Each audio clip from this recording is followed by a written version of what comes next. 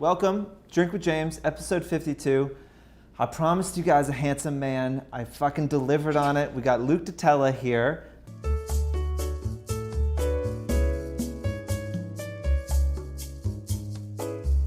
As usual, I don't do these intros until I'm fully drunk, so we actually have had a 45-minute conversation. But Luke, tell us a little bit about, for the people out there that don't know you, give me the elevator pitch. I grew up in South Jersey as a surfer. I started competing professionally when I was 14 and was a professional surfer for a pretty long time. And then I met my now fiance. Was walking down the street in New York City, met a casting agent for modeling and acting, and she created this whole game plan for me. And then Instagram got thrown into it, and Instagram kind of gave me a whole other avenue that I didn't think was going to exist, you know, and a great audience and great followers and a great way for me to connect with, you know, a demographic and a group of people globally that I never thought I would have access to. So now currently I don't really know, you know, my title differs on who you're talking to. I own a couple businesses. I do some real estate things. I do some acting. I do some modeling, and I do some Instagramming. So there's like literally some of the coolest things you can do in your life is probably be a pro surfer, be a male model, and he has done all of that and is also now a very successful influencer. He's at 133,000? Around 130. 130,000 followers. Yeah, maybe by the time this gets published he'll be at 133. But I know because we've already had this conversation, he's about to just drop some hot fire on y'all. So stick around. So, First of all, we'll start with when do you think your first Instagram post was? What year? 2000. It had to have been 2012. It was just before my mother had passed away. And I remember the post actually. I was in Los Angeles and I posted it from this kind of Midwest band was just playing at this random bar, and I just thought the whole lighting was cool. And so I just took a photo and posted it, and it was after my now fiance was all over me about getting Instagram because I was always really bad at social media. And I just got it kind of just to appease her because she was a photographer. And then, you know, I just did it for fun and started kind of meeting people then because it was still kind of grassroots then. It was small. And I started randomly editing some photos here and there for some people that had good followings. And then, you know, it was just a fun thing. Yeah. Until I started posting my modeling work on there. And then once that happened is kind of when my following started. So so back in 2012, you were working as a professional model. What were you doing day to day? I was a professional surfer. Okay. For 13 years, pretty much. So at that point in time, I was kind of in between where I wanted to go with my professional life. I always had very big, dreams and aspirations for myself, and I didn't quite know what I wanted to do. And so I was kind of transitioning from surfing. My mother had gotten sick, and then I was walking down the street in Soho and got plucked by a film casting agent that works with, some of the bigger directors. And she kind of helped me, she became an advisor and kind of helped put together a plan for me. And then it just kind of went from there. And Instagram's been a pretty integral part because it exposes you to a whole demographic and swath of brands that might not see you on a regular basis. You know? So, do you think that being a professional athlete and specifically being a surfer, has helped you in building this career as an influencer? Yeah, absolutely. I mean, I started to get paid for surfing. I came from a pretty not poor. We were never broke, but we were poor. I didn't have a car when I was growing up, things like that. And my dad worked really, really hard. And I started competing when I was 12, and by the time I was 14, I was getting paid. And it taught me really early on that you need to basically create a very positive image of yourself for people to, correlate with. And when I was a kid and I was getting paid and I was young and I didn't have very much guidance, I was a fucking asshole. I learned the hard way. I got my sponsors cut me. I had all sorts of altercations and things like that. And I think those were really integral in kind of helping me realize how to really, behave and how you should really be when you have eyes on you. And that casting, you know, a positive influence nowadays is really crucial, because there's so many people out there that have eyes on them that, you know, do it for the wrong reasons. Yeah. You know, and I think coming from very little, like I did, gives me a lot of appreciation. So I can survive on very little, you know? So I don't try to fake it at all, you know? I try to be as positive as I can and be as positive influence and help as many people as I can, especially through social media. I respond to every person that writes to me. Right. You know, no matter what the questions are, from fucking what boots I'm wearing to how did I deal with losing both my parents in the span of a year. You know what I mean? Like, I try to really like be a positive role model. One of those questions probably a little harder to answer than the other. Yeah, well, you know what? I mean, I come from a very odd family. My parents were hippies, and they didn't want funerals. They wanted life celebrations. They were like, we don't want you to cry. You know, we want you to celebrate our lives and throw parties when we pass. So my sister and I were like, yeah, guess that's what we have to do. And, you know, so that's awesome. Yeah, we took very positive outlooks after they passed away, which seems very kind of cathartic and weird. But I mean, my parents' passing was probably the huge turning point in my life for all my careers, like everything I do. Why is that? It made me not afraid to fail.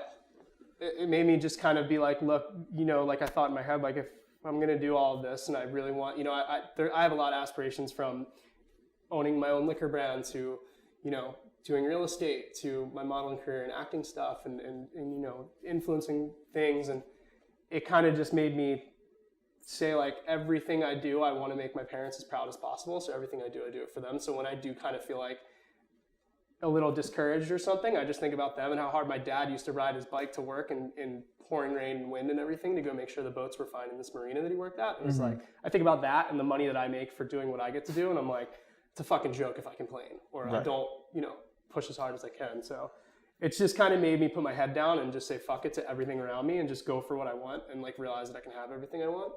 And, you know. And you think that coupled with, like, it's interesting you were talking about being a surfer and being young and having some attention on you and having sponsors and being a bit of a shithead, right? Yeah. And having that not play out well. You know, I think that this is a problem sometimes in the influencer community of, like, you get these kids that get all this attention thrown on them. They haven't, you know, had a quote unquote real job or a difficult boss before or a humbling life experience. So they do start to think their shit doesn't stink a little bit. There's a couple, yeah. You know, and I think that's actually, it's pretty natural, right? It's pretty natural for you probably when you were on, you know, if you're on the tour and you're surfing around, you're thinking you're pretty fucking cool and like... Yeah, and you're in magazines and stuff and people know who you are, and it's just one of those things. It's like human nature, you know, you don't think. You kind of just like react on your gut, and a lot of people's gut is just to kind of get that big head because that's what society has taught us, is that fame and eyes on you is like everything, you know, and it is kind of funny though, because there are a certain amount of people that I notice, you know, on social media pretty frequently that, you know, make fun of some of their followers about like their followers asking them to post them on their feed or asking them, you know, stupid questions or, you know, and they make fun of these people, and it's like, you need to step back and realize that those people are putting you in the place that you're in. Without them, you wouldn't be able to do these things.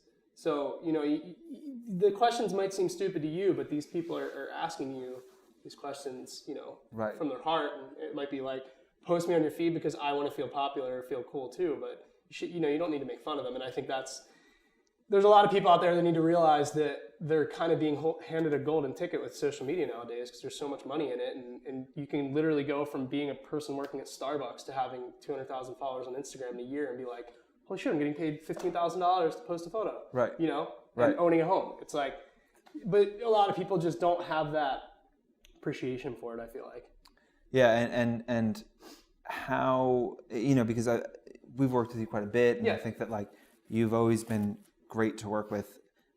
You kind of built a little bit of a following before you started to take it seriously, right? Yeah. Did you always like from day one, did you have that idea of like, oh, I'm going to respond to everything people are saying, I'm going to be really kind? Or was it when you started saying, I'm going to treat this like a business, I'm going to get real? No, it was when I started posting heartfelt things. I grew up writing. Like the one thing my mom always told me was whenever I felt emotions is to write things down. So I always wrote growing up.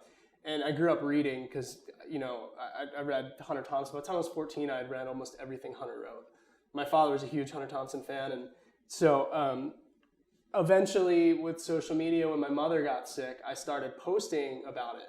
I just didn't know what else to do, like I needed another place to vent other than my family and friends. So started writing these things, and I started getting all these comments and people and just this outreach and this enormous amount of support. It made me realize that like I need to support those people as well. So I've gone out of my way since then, which there was a 2-year gap probably between when my mom got sick and then I started, Instagram started becoming what it is now, where I still responded to everybody. I still actually remember commenting back to a person, and they added another person that had a good amount of followers and was like, see, you could take a note from him, be appreciative of the people that support you. And I was just like, that's odd, but I mean, I get it. Some people, maybe some people don't want to let people that far into their life. I don't really know, but right. I definitely try to go out of my way to be as like reciprocating as I can. And do you, obviously you're going through an incredibly difficult time in your life, and you had a good amount of vulnerability. And I think that is in a lot of ways to some people quite attractive, right? Like, to have someone you look up to who says, hey, I'm struggling, I'm going through something, I'm flawed as well. And not in a conniving way, but now, you've obviously you haven't moved on, but that life event is been a few years now. Do you still have things that you're super open like that with your followers, that you say, hey, I'm struggling with this, or I'm feeling down, or I'm hurt? I mean, I think now with what I've gone through with both my parents, with my future mother-in-law passing, with myself having the things that have happened to me with, heart failure and car accident and everything, there's very little that I struggle with nowadays that I need to like really talk about, man. I just think about it in my head and I'm like, don't be, right. You can get through this easily. I'm probably more so the person now that posts something or talks about something and says like, if I can do it, you can do it. Like if I've been through this, you can go through this. You know what I mean? You right. can go through way more than I did. Like I'd rather try to inspire people than reach out for help nowadays. Cause I mean, aside from bearing some cataclysmic thing in my life, like I've pretty much been through some shit. The worst shit in the span of a 5-year span that people go through their entire life. Right. So it's kind of like all packed in so much that there's very little now that really does get to me. Right. But now your life is quite different, right? Yeah. Certainly from when you've grown up, and certainly even pro surfer, I'm sure like your life is quite different now. How do you check that? And how do you like check yourself and be like, cause I'm sure you can look at your life and be like, this is fucking insane, that this is my life in some ways. And I know you're an ambitious guy, so you expect a lot of yourself. But how do you stay down to earth as that following is growing and as your life is changing? I think what you just said, looking at it and going, this is fucking insane, humbles me, because I'm like, I never growing up, my father's favorite things in the world were cars and homes. 2 of which he never really owned. Like he had cars, but like he never had the Porsche 356 that he wanted. He never had the house on the ocean that he wanted. He never had those things. And so I think for me, it's just one of those things where I don't know. It's just one of those things where now I get to experience a lot of those things, like driving, Rolls Royces and Aston Martins and Ferraris and stuff like that, and Audi R8s and all those cars, and being able to actually be in a position to own one is like something that I always knew I could do, but I never knew how I'd feel once I got to that point. Right. And now that I'm approaching that point, I'm like, I still don't feel any different. Do you know what I mean? Yeah. Like a friend of mine at home actually this past weekend was kind of like, what's funny is all this shit you've done, you still live like you're broke. And I was like, it's kind of true, except for the fact that I buy Saint Laurent boots all the time. Right. It's like my one vice, like,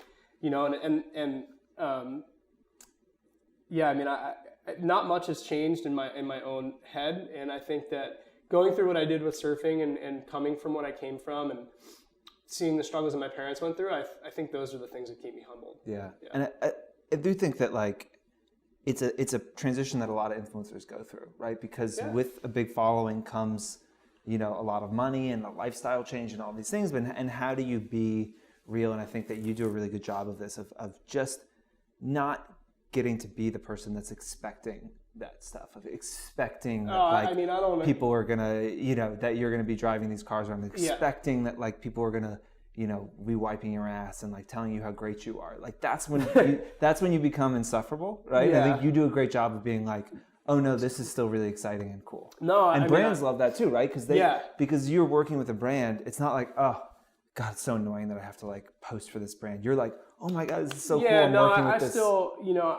I still, and it's funny because essentially with the influencing thing, influencing's been around for hundreds of thousands of years. Social influencing, not social media, but social influencing. Right. And since I was a surfer, it was a very small scale with being a hometown kid, and then doing all the international contests and everything. But I had social influence since I was young, and I think growing up with that has kind of like, I still get excited when I get a box of clothes. I still get super excited when a brand that I like asks me to work with them. And I think that stems from my childhood really, and having wanted things when I was younger that we couldn't have. Mm-hmm. And I think that now I get them and I'm still so appreciative for it, because it really comes from my mother and father were two extremely thankful human beings, even though they didn't have very much.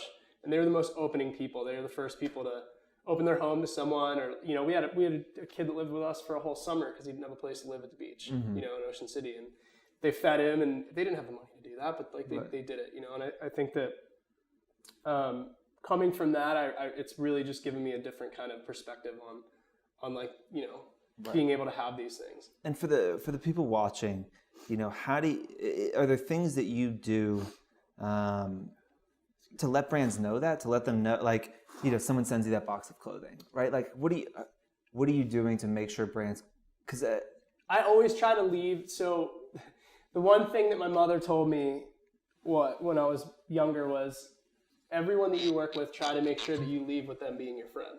Mm-hmm. And I always think about that. So when I work with a brand, like a lot of these brands are so moving so quickly that they don't really have time to become friends with the people that they're working with. They're on to the next, and this world is such a fast turnaround.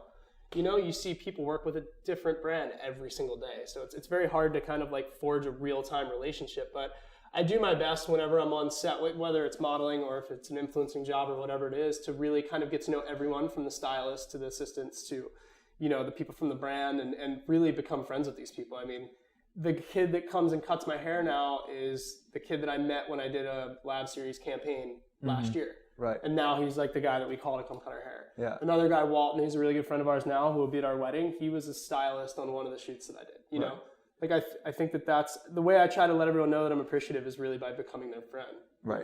And I can attest to that. I mean, we were sitting at a restaurant with the brand together at midnight. Yeah. We closed the place down. I had to be like, I think we need to leave. They're closing this place. But what was interesting is that I think you went out to drinks with the client and with someone from my team. Yeah. And then you had something else you had to do. Yeah. And then you came back. Yeah. And that was the step that I was surprised. I hadn't met you yet. I had no idea who you were. I was surprised at that because it felt like you put your time in. Yeah. You had this other event to go to, and you wouldn't come back to dinner after you had been to another event unless it was like, oh yeah, we're cool. You had done your like thing that you needed to do, which was like, you got this big client, you got drinks, everyone's excited, blah blah blah. But you came back, and I think that was for me, sitting in knowing a lot of influencers and being in this situation a lot, was surprising in a good way of like, oh wow, you actually want to get to know these people and want them to work with you. I pride myself in working with brands that I identify with. I always try to be very real, especially in this day when there's so many brands that have budgets that essentially can get anybody that they want. And the brands that I've always worked with through my surfing career up until doing this, or brands that I've modeled for, every single brand is a brand that I would buy their product. Do you know what I mean? Mm-hmm. And so for me, I like to get to know the people behind the brands as much as I like to know the brand, because they're the reason that the brand's doing what it's doing. Mm-hmm. And I like to forge those relationships and those friendships, because those are the things that are going to last a lifetime. And when social media has its next big platform and things move on, like, I'll still know those people and be friends with those people and still be able to, go to dinner with them and things like that. And I've always been a really big person on human connection, so it's just kind of, in my nature to do that. I do that frequently. I always push to have dinners, you know, once the business talk's done. I'm always like, let's go get drinks and like get to know each other instead of just talk about how we're going to, you know, do business together, you know? And that's super interesting because I think, you know, for people that's not their nature. Yeah. You know, and again, like this is just who you are. So it's probably weird for you to be like, this is advice I'd give. Is that it? Like close a deal, try and get them to like get out of that business situation into like a social friend situation? I mean, I don't think that there's anything wrong with not having that asset to your personality. You know, some people aren't built like that, but they're still really effective as a marketing tool, and they get the job done well. You know, I think just for me, that's what works for me. Because the peace of mind for me is being able to work with brands where I identify with the people that work with the brand and I identify with the brand. Right. So for me, that's a major step in getting to know everybody and having them comfortable. And I want them to know as well, and this is a big reason that I do that is, which I've realized after the fact, is that I want them to be able to tell me if whatever I'm doing isn't what they want. Because some people don't want to, you know, to push back because they think, you know, it could cause a conflict or whatever. And my biggest thing, and same with Melissa, whenever we shoot anything and we send it, like if we want the brand to be like, we don't like this, do it over, we're completely fine with doing that. Right. And I think that when you become friends with the people at the brand, you can actually go right to the brand and be like, do you guys want us to change something? Right. Rather than, you know, having a person in the middle or a middleman that is kind of like stepping around you having to change the content that they may have wanted. And I think that's proven really effective for us because we've been able to really work with the brand and give the brands exactly what they want. And you guys do some pretty creative, interesting stuff. Are you doing pre-shoot? Are you pitching concepts? Are you trying to like talk the brand through that stuff? Or do they say, here's what I want, and you say, okay, like hold my beer, I'm gonna go like... it varies. You know, nowadays it seems like a lot of brands know exactly what they want with digital campaigns, but with our wedding, for example, you know, our wedding's become such a multifaceted event that's going to become a yearly event that brands want to see the deck for it. They're like, do you have a pitch deck? And we're like, for our fucking wedding? You know, so we made one, you know, and it's so just so they can see what it's about. And, you know, now it's gotten to the point with her and I where maybe we are in a little bit different of a space than most influencers where we kind of do have that position where we can bring ideas to certain brands that we work with, right? And be like, here's what we're doing. Are you guys interested? You know, pitching brands can be difficult because, like, I think they have their thing. They're like, oh, well, we're focused on these products in this way, and if your idea fits into that, great. If not, it's tough to fit in. Do you think that, like, the brands that you're able to pitch? So this wedding you're doing is very interesting. You have a lot of brand partners. It doesn't, but it doesn't feel gross. It feels like this fun, creative project that everyone's working on. Were those the brands? Like, were they your friends beforehand? Like, were those past relationships that you grew so they trusted you when you said, hey, I've got this crazy idea? Yeah, it wasn't even, these are brands that, again, we were brought into and became friends with.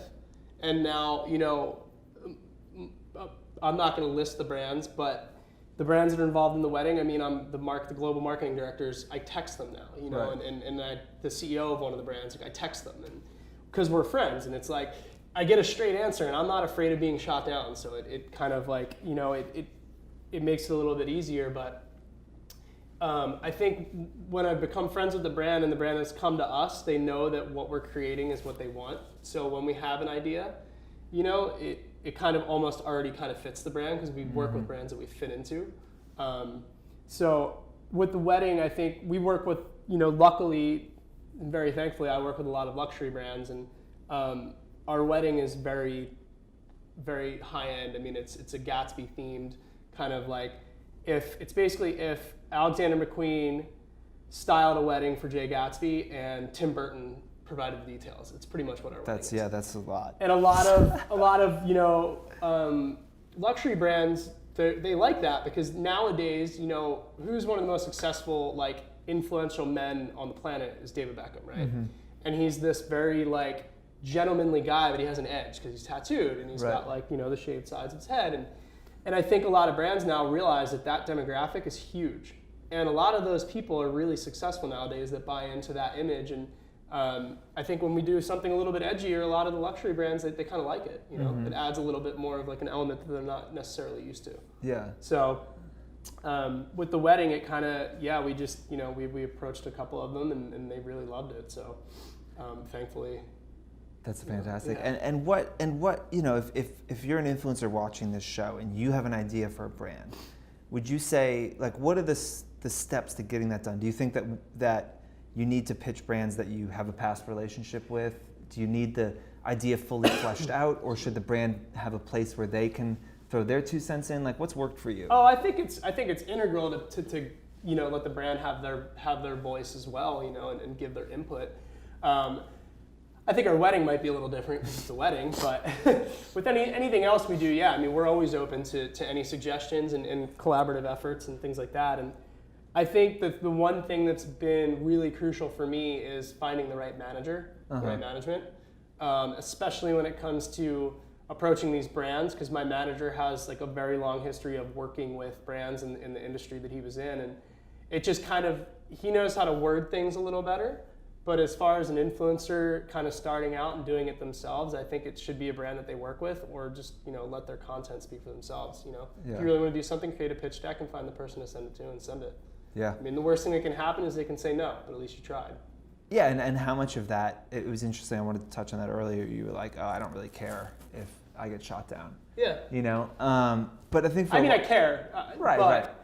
But I'm not, it's not like I care and it happens and I'm like, holy shit, I lost, everything sucks. Like, it's like, okay, I'll regroup and figure out a way to do it better next time. Yeah. I think it's really important to learn from your mistakes and the reasons when people say no, you should wonder why or try to figure out why and correct it. I think a lot of influencers are often like, ooh, well, I want to work with this brand, but I'm going to wait because I'm not ready, I'm not big enough. Like, I think nowadays, not to cut you off, but I think nowadays, I think it's become less about the size of someone's audience. Like 2 years ago, if someone had 500,000 followers or 1 million followers and someone else had 100,000, that brand 99% of the time is going with the bigger person, right? Right. But nowadays, someone will be like, oh, you have 130, like me, and someone has 1 million, and they're gonna go, this person's content does not breathe our brand, but this one's does. Go with the smaller person, and you know what I mean? So I think because there's so many people with